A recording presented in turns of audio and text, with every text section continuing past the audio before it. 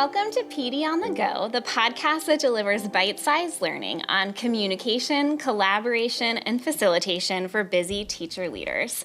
Today we have a very exciting 50th episode planned for you. We're so excited. So whether you joined us starting way back 2 years ago for episode 1, or you just are joining us today, thank you for letting us be a part of your commute, your lunch break, and your trips to the copier, because we have really enjoyed this journey with you. And so we're going to share some updates, but first we'll reintroduce ourselves. My name is Hallie Case, and I am with the Office of Professional Learning in Fairfax County Public Schools, and I'm joined today by my teammate. I'm Mary Beth Anderson. So we wanted to share that when we first started this podcast, we had 2 other teammates. Some of you may know them. Rebecca Hazelbeck and Erica Williams. So Mary Beth, tell our listeners a little bit about where those teammates currently are. Yeah, so Erica Williams is still within the Office of Professional Learning, and she has just joined the Great Beginnings team. So she works with teacher induction, and we had some of those team members. You did. I think when we started a year ago, they were like our 5th or 6th episode, and she joined that team, and we hope we will still have her on the podcast in the future as well. And Rebecca recently transferred to another school division in Northern Virginia, where she is supporting professional learning and school support. And we hope to stay in connection with her and learn about what other school divisions around us and the work that they're doing. So for a while, you will have Mary Beth and I continuing to share in the podcast, and we hope to have a new team member to introduce to you soon. And in the meantime, for today's 50th episode, which if you're just listening and not watching, we're celebrating with 50th sparkle blinged out headbands, and we'll post a picture for you to see. But one of the things that we're starting to hear from schools is we're nearing the end of the school year. Maybe you're on a team like ours that's faced some staffing changes, or that's had change in curriculum, or we're getting close where we are to SOL testing, and we're hearing, how do you keep momentum up? How do you keep maintaining? We're in the home stretch, like what's getting us through to the end of the year? And so we thought that would be a fitting topic for our 50th episode. So the first idea really is what we're trying to do today, which is celebrate some small wins or big wins. We have teammates who have had some big wins, and we're so proud of them. But Mary Beth, how can celebrating small wins really help a CLT in a school or a team in a school maintain momentum?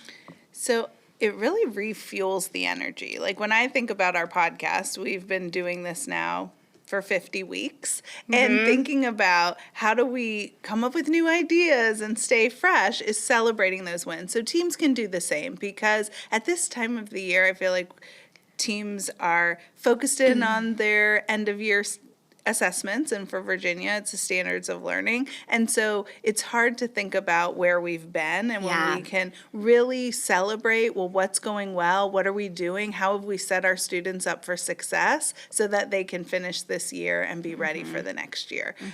So just taking a quick time at the beginning of a CLT meeting, or things that you do together as a team. Yeah, sometimes when we're in that daily grind, we just have to put our heads down and keep moving forward.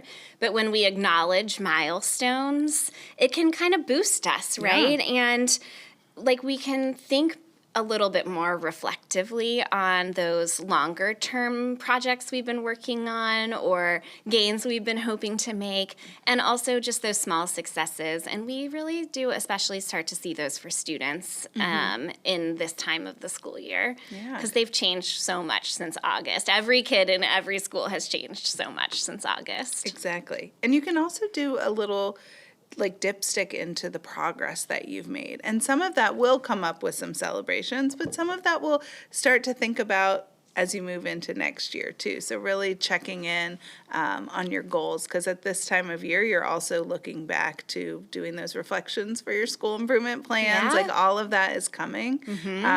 So you can maintain your momentum thinking about like, where have we been and where are we now? Yeah. Yep.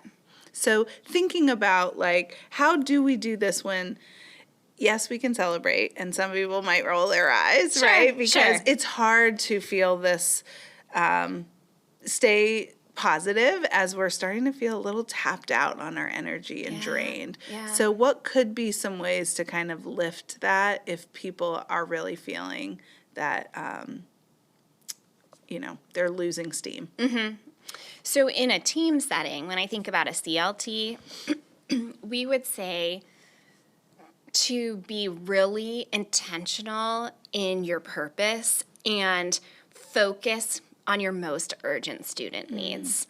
So really prune down, or like think about what's some stuff that throughout the year has supported your planning and supported your team, but right now might not be the most crucial, and cut them out for now.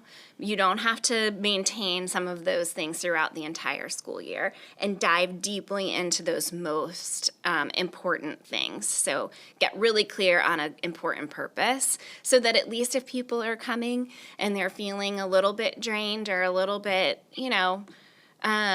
focused on what they need to be doing, like we all can be, they see why they're there and it matters to them. Yeah, and they can maybe set some things aside that aren't as, not as important. I mean, everything we Everything do as is. teachers is Yep. important, but we can really prioritize and maybe set some things aside so that we can focus in on what students need to be successful in these end of year assessments and to meet the goals that we've all set for them. Right. So that makes me think of like practical facilitation moves for team leaders who are also people who sometimes we're talking about all teachers that can have that feeling of being tapped out for, Right. of just like, okay, we got to make it through, but how are we going to do it? And teacher leaders are often people who are tapped for multiple responsibilities within a school. So balancing that, when you think about facilitation moves that would support a team leader in the work they're doing, but also help a team stay productive without feeling overwhelmed, what are some of those moves? Well, one thing that comes to mind that maybe isn't something we always think about is refreshing the environment. And that can be a lot of things. You could refresh the CLT space where you meet, maybe like put some, I'm thinking of like luau, like summertime things, like or decoration, something. Yeah. Or play some music as people are coming in that kind of lift people's spirits. But it could be something as, maybe I have a small team and we know we need to make some decisions and we're just going to take a lap around the building outside and have that meeting in a different space, get some vitamin D. Teachers don't always get to do that, and be able to make some decisions while you're also moving your body and getting some fresh air too. So those are like easy, quick things that you, as a teacher leader, there's not a lot of decision making in that. You don't have to prep a lot, maybe decorations, that, but like to, change things up a little, pull up some music. That's a low stakes change. And then I think one more to add to that would be to just maintain your connection with others within the team. How are you maybe opening every meeting with an inclusion activity that allows people to kind of share how they're feeling, but then also get ready to work? And sometimes teams start with that and it sounds just a little bit like, what everyone do this weekend? And those are helpful conversations and they build relationships, and you can talk about that during lunch. So something else for a team meeting might be, sometimes teams will use like share what's in your head or in your heart. And that can be a way to include everyone, of saying, honoring like, hey, I know that you are coming with other things on your mind or that are weighing on you. Everyone's just going to have a chance to share that, and then we're going to get to the important things of the day. So there's a little bit of a difference in feeling that brings you a deep connection when you're able to share some of those things as a team. Yeah, and it's a pulse check for everyone on the team too, because maybe I didn't know my teammate was really holding on to something either in professional life or personal life, and I can check on them later. And it really helps to know when you're losing momentum that you have people that have your back and that are there to support you too. So I think keeping that connection strong and just taking the time, even when it's such a busy time of year and you just want to get to the heart of the meeting or get done what you need to get done, taking the time to slow down helps the work be more productive and helps the team support each other in a better way. Yeah. So we're going to share with our listeners, with you all, a document that has different types of inclusion strategies that you could use to open up your meeting with a little bit more intentionality as we get towards the home stretch of the end of the school year to help you stay connected with each other. So you can look for that resource on our teacher leadership page, which is linked in our Instagram at FCPS_PD, and can also be found on FCPS's Atlas. Thank you so much for joining us today for our 50th episode, and we hope you join us next week for more PD on the Go.